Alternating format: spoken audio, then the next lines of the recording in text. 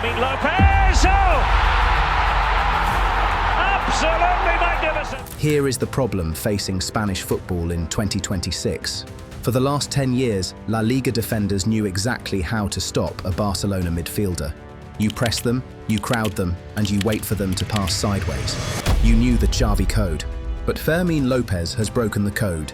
He is the anti-Barça midfielder. He doesn't want to control the game, he wants to end it. And right now, nobody in Spain, not the defenders, and definitely not the executives, knows how to handle him. The fear isn't just that he's good. The fear is that he is invisible. Most midfielders want 100 touches a game. Fermín touches the ball half as much, but he hurts you twice as bad. He is playing a psychological game with defenders. He is a ghost. He waits for you to look at Lewandowski, and the second you turn your head, he's gone. He's in the box. His debut for Sweden in the international break, looking to make an instant impact. There's number 5, lashed home for the hat-trick. And he's celebrating before you even realise he made the run. He isn't a conductor, he is an assassin. So is he the glitch that leads Barcelona back to glory? Or is he the perfect modern product that La Liga is about to lose to the highest bidder? Let's dive into the tactical nightmare of Fermín López. The first problem is for the defenders. They are terrified because they can't mark him. He doesn't play like a normal midfielder. He plays like a striker who snuck into the midfield. The second problem is for the guys in suits running La Liga. They are worried that their most exciting new product is about to be stolen by the Premier League. And this brings us to the terrifying reality for Barcelona and La Liga.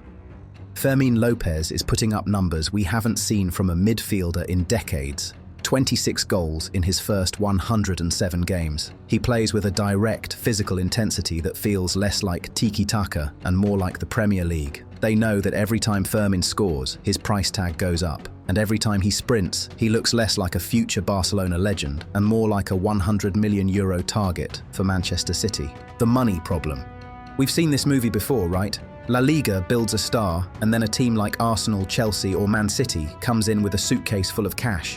And looking at the numbers, you can see why they want him. Since his debut, Fermín has been a statistical anomaly. He isn't just playing well, he is putting up numbers that we haven't seen from a Barcelona midfielder since Cesc Fabregas. The better he plays, the more worried La Liga gets. So, here we are. Fermín is the anti-Barça midfielder who became the face of the team. Is he going to be the legend who stays and leads La Liga back to the top? Or is he just the next big sale to England? Let's look at the stats that prove why Fermín López is so good and why everyone is so desperate to keep him. To get why Fermín is special, you have to look at his output since he joined the first team. Most young midfielders need 50 games to score their first goal. Fermín, he has scored 26 goals in his first 107 appearances for the club. Think about that. That is a goal every 4 games from midfield. For 20 years, Barcelona midfielders were famous for passing 100 times and scoring maybe twice a season. Fermín breaks that rule. He doesn't want to pass you to death. He wants to hurt you. And if you think those early numbers were lucky, look at what he is doing this season. We are only in January, and he has already racked up 8 goals and 8 assists in just 20 games. That means he is contributing to a goal almost every time he steps on the pitch. In the Champions League alone this season, he has 3 goals in 5 games. He isn't just doing it against the small teams, he is doing it under the bright lights when it matters most. This efficiency is exactly why Hansi Flick loves him. The Space Invader. Let's talk about tactics. For the last 2 decades, the Barcelona midfielder was a specific archetype. It was a brand. You knew what you were getting. You were getting Xavi, Iniesta and Busquets. The fear they inflicted on La Liga was psychological suffocation. They didn't beat you up, they starved you. They hid the ball for 80 minutes. It was death by 1,000 cuts. Slow, methodical and inevitable. Defenders hated it because it was exhausting. You spent the whole game chasing shadows, praying for a mistake that never came. La Liga teams and fans thought they knew the blueprint. They thought the next generation, Pedri and Xavi, would just be a modern update of that old software. But then, they met the anomaly. They met Fermín López. He is vertical. He is chaotic. He is invasive. While the old guard wanted to control every blade of grass, Fermin wants to set the grass on fire. He doesn't wait for the perfect angle. He forces the issue. Now, let's clear up the biggest misconception about Fermin Lopez.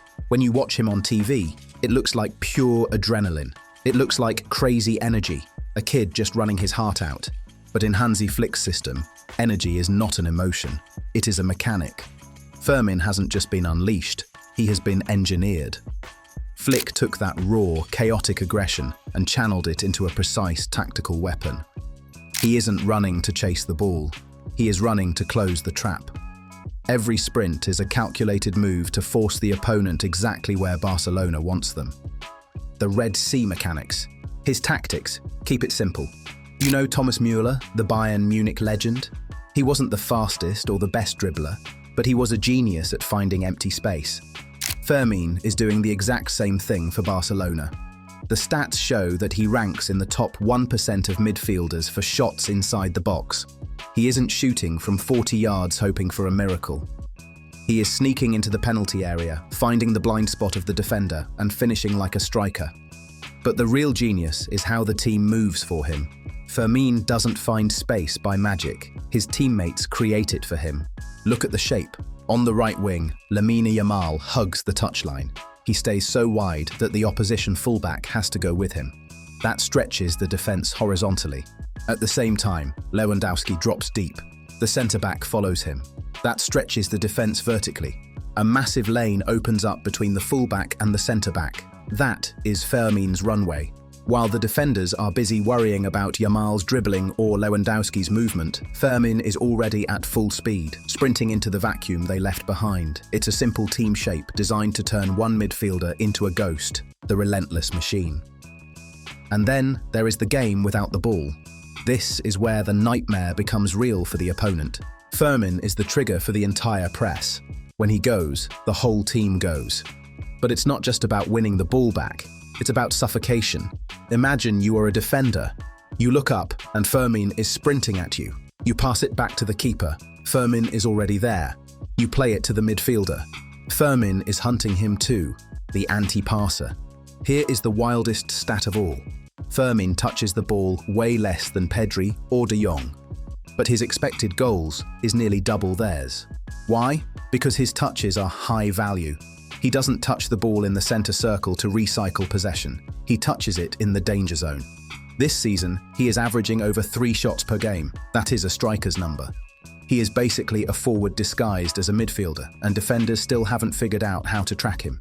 This is the shift that has terrified the league executives and defenders alike. The fear has changed. It has mutated. He isn't the heir to Iniesta. He is something far more dangerous for the modern game. He is the chaos factor in a league that was built on order, and that makes him impossible to plan for.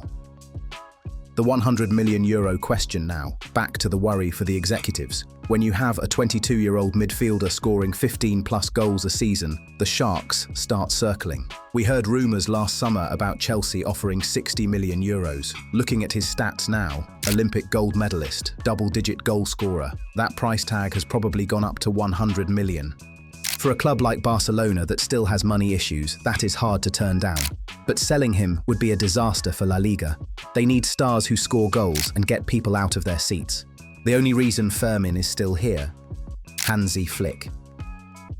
The manager knows that while you can find another passer in La Masia, finding a goal-scoring engine is rare. Flick has played him in 80% of the available minutes this season for a reason. He is the trigger for the press and the finisher for the attack. You don't sell your engine and expect the car to keep running. But hey, nobody is perfect. Fermin has one big flaw. He only knows one speed: fast. His passing accuracy is around 82%, which is good for most teams, but low for Barcelona standards, where Pedri is usually at 90% plus. Sometimes, in big games, you need to slow down. Fermin always wants to attack. Against a team like Man City, losing the ball because you tried a risky pass can be fatal. This gives the manager a headache. In a huge Champions League game, who do you play? Do you play Pedri, who gives you 92% passing accuracy and control? Or do you play Fermin, who gives you goals but might lose the ball more often? So far, Flick plays Fermin to break games open. But as the opponents get tougher in the knockouts, that decision gets harder. So, Fermin Lopez is the future. The numbers prove it. He's a midfielder scoring at a striker's rate. He's an Olympic champion, and he's a nightmare for La Liga defenders. He brings excitement, goals, and a totally new style to the team. And speaking of midfield battles, Xavi is back from injury. How does he fit into this team with Fermin playing so well? What do you think? But I want to hear from you guys. 2 questions. In a Champions League final, do you start Fermin for the goals or Pedri for the control? If a Premier League team offers 100 million euros next summer, do you take the money?